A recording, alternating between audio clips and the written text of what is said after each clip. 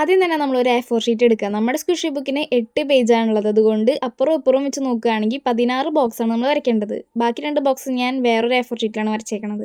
എന്നിട്ട് ഇതേ സെയിം ഒരു ബോക്സിൻ്റെ അളവിൽ പുറത്തൊരെണ്ണം വരയ്ക്കുക. എന്നിട്ട് നമ്മൾ അതിൻ്റെ ഉള്ളിൽ ഒതുങ്ങാവുന്ന രീതിയിൽ നമ്മുടെ ക്യാരക്ടറിനെ വരയ്ക്കണം. എന്നിട്ട് നമ്മൾ ബ്ലാക്ക് പെൻ വെച്ചിട്ട് അതിനൊന്ന് വരച്ചെടുക്കുക. എന്നിട്ട് നമ്മൾ 2 ബ്ലഷൊക്കെ ഒന്ന് ഇട്ട് കൊടുക്കാം.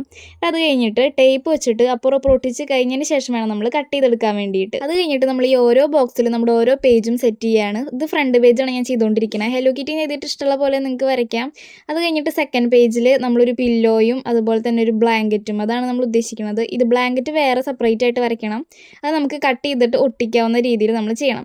ഓരോ പേജിലും ഇതേപോലെ ചെയ്യാം.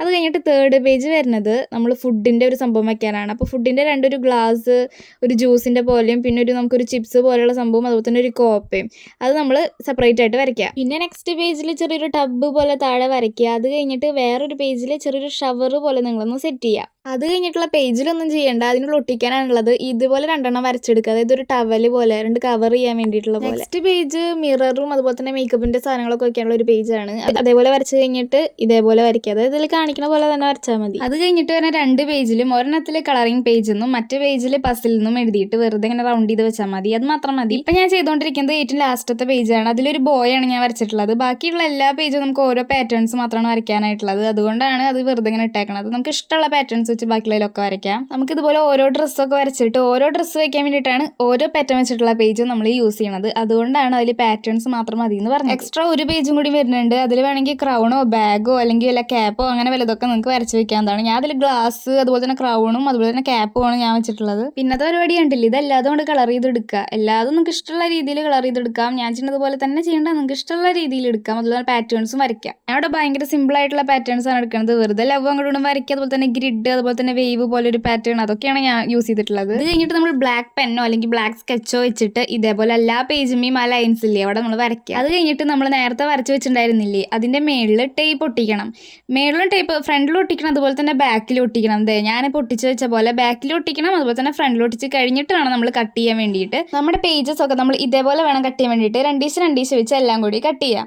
അത് കഴിഞ്ഞിട്ട് നമ്മൾ ഇതിന്റെ മേളിൽ ടേപ്പ് ഒട്ടിച്ചിട്ട് വേണം ഇനി ബാക്കിയുള്ള പരിപാടി, പഞ്ഞിയൊക്കെ വെച്ചിട്ടുള്ള പരിപാടിയില്ലേ സ്ക്വിഷിയുടെ, ഇനി ആ പരിപാടിയാണ്. അതേപോലെ നമ്മൾ നോക്കുമ്പോൾ 8 പേജില്ലെന്നും കൂടി നോക്കണം. ഇതാണ് നമ്മൾ നേരത്തെ കട്ട് ചെയ്ത് വെച്ചിട്ടുള്ള ഓരോ പിക്ചേഴ്സും. അത് കഴിഞ്ഞിട്ട് ഇതൊരെണ്ണം എടുക്കുക, ടേപ്പ് എടുക്കുക, ഇനി എങ്ങനെ ഒട്ടിക്കാന്ന് കാണിച്ചു തരാം. വല്ല ബുക്കിന്റെ മുകളിലൊക്കെ വെച്ച് ഒട്ടിക്കാൻ നോക്കുക. അതുപോലെ ഗ്യാപ്പ് വിട്ടിട്ട് ഒട്ടിക്കണം. ഓരോ ടേപ്പിനും കുറച്ച് ഗ്യാപ്പ് ഉണ്ടായിരിക്കണം. ഇതുപോലെ നമ്മൾ 4 സൈഡിൽ ഒട്ടിച്ച് കഴിഞ്ഞതിന് ശേഷം ഇതേപോലെ തന്നെ 4 സൈഡിൽ നിങ്ങൾക്ക് ടേപ്പ് ഇങ്ങനെ നിൽക്കുന്നുണ്ടാവും. അത് നമ്മൾ ഇങ്ങനെ കട്ട് ചെയ്യുക. ഓരോ പേജിന്റെയും ഓരോ സൈഡിൽ വെച്ച് ഇങ്ങനെ കട്ട് ചെയ്തിട്ട് ഇങ്ങനെ മടക്കി വെക്കുക. ഇത് ഞാൻ കാണിച്ചു തരാം. ചിലപ്പോൾ ഈ ഭാഗം കൺഫ്യൂഷൻ വരാൻ ചാൻസ് ഉണ്ട്. അപ്പം ഞാൻ മൊത്തത്തിൽ കാണിച്ചിരുന്നത് ഇങ്ങനെയാണ് ഇത് ചെയ്യേണ്ടത്. ഓരോ സൈഡിലും മെല്ലെ മെല്ലെ മടക്കിയിട്ട് ഒരു സൈഡ് വിടണം, ഒരു സൈഡ് മാത്രം നിങ്ങൾ കവർ ചെയ്യാൻ പാടില്ല. ഇതുപോലെ പൗച്ച് പോലെ കിട്ടും. എന്നിട്ട് കുറച്ച് പഞ്ഞി എടുക്കുക, അതിൻ്റെ ഉള്ളിൽ വെക്കുക. കറക്റ്റ് സ്ക്വിഷിയില്ലേ അതേപോലെ തന്നെയാണ് ഓരോ പേജും ചെയ്യേണ്ടത്. ഇതേപോലെ സെയിം ആയിട്ട് എല്ലാം നമ്മുടെ 8 പേജസും ചെയ്യാം. ഇനി നമ്മുടെ എല്ലാ സ്ക്വിഷിയുടെ പേജസ് ഇതുപോലെ ഒതുക്കി വെക്കുക. എന്നിട്ട് ഒരു A4 എടുത്തിട്ട് നമ്മൾ അതിൻ്റെ ഒരു സൈസ് എല്ലാം കൂടി ഇരിക്കണതിൻ്റെ ഒരു അളവ് അറിയാൻ വേണ്ടിയിട്ടാണ്. എന്നിട്ട് നമ്മൾ മാർക്ക് ചെയ്ത് കഴിഞ്ഞിട്ട് അതിൻ്റെ മുകളിൽ ഹലോ കിറ്റി എന്നൊക്കെ എഴുതിയിട്ട് ഇതുപോലെയൊക്കെ വരയ്ക്കുക. അത് കഴിഞ്ഞിട്ട് ടേപ്പ് ഒട്ടിക്കുക ഫ്രണ്ടിലും ബാക്കിലും, എന്നിട്ട് കട്ട് ചെയ്ത്. ഈ ഒരു പേപ്പറിൻ്റെ ലെഫ്റ്റ് സൈഡിലും റൈറ്റ് സൈഡിലും ഇതേപോലെ ടേപ്പ് വെച്ച് ഇങ്ങനെ ഒട്ടിക്കുക. അത് കഴിഞ്ഞിട്ട് നമ്മുടെ സ്ക്വിഷി ബുക്കിൽ ഏറ്റവും ഫസ്റ്റത്തെ പേജും അതുപോലെ തന്നെ ഏറ്റവും ബാക്കത്തെ പേജും എടുക്കുക. എന്നിട്ട് ഇതാ ഇതേപോലെ ഒട്ടിക്കുക. എന്നിട്ട് നമ്മുടെ ഓരോ സ്ക്വിഷിയുടെ പേജസ് എടുത്തിട്ട് ഇതേപോലെ ഒതുക്കി വെക്കുക. എന്നിട്ട് എല്ലാം കൂടി വെച്ചതിന് ശേഷം നമ്മൾ വല്ല ബ്ലാക്ക് സ്കെച്ചോ അല്ലെങ്കിൽ വല്ല ബ്ലാക്ക് പെന്നോ അങ്ങനെ എടുത്തിട്ട് ഓരോ പേജ് ഇരിക്കുന്ന സ്ഥലത്തും ഇങ്ങനെ മാർക്ക് ചെയ്ത് വെക്കുക. എന്നിട്ട് ഈ മാർക്ക് ചെയ്ത് വെച്ച സ്ഥലത്താണ് നമ്മൾ ഓരോ പേജും ഒട്ടിക്കേണ്ടത്. ടേപ്പ് വയ്ക്കുക, ഇങ്ങനെ ഒട്ടിക്കുക.